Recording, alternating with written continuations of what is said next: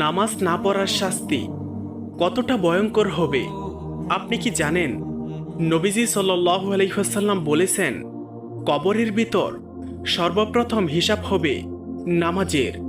বেনামাজির কবর এতটাই সংকীর্ণ হবে, কবরের মাটিগুলো তাকে এমনভাবে চাপ দিবে যার ফলে তার বাম পাঁজরের হাড় ডান পাঁজরের ভেতর ঢুকে যাবে।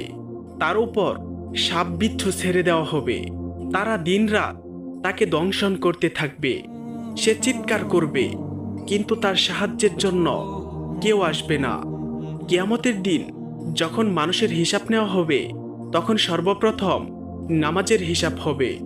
যদি নামাজ ঠিকঠাক হয় তাহলে বাকি আমলগুলো সহজ হয়ে যাবে, কিন্তু যদি নামাজ নষ্ট হয় তাহলে বাকি আমলগুলো বরবাদ হয়ে যাবে।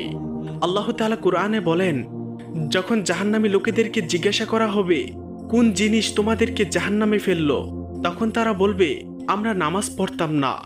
মহান আল্লাহ তাআলা আমাদের সকলকে 5 ওয়াক্ত নামাজ পড়ার তৌফিক দান করুন। সকলে বলি আমিন।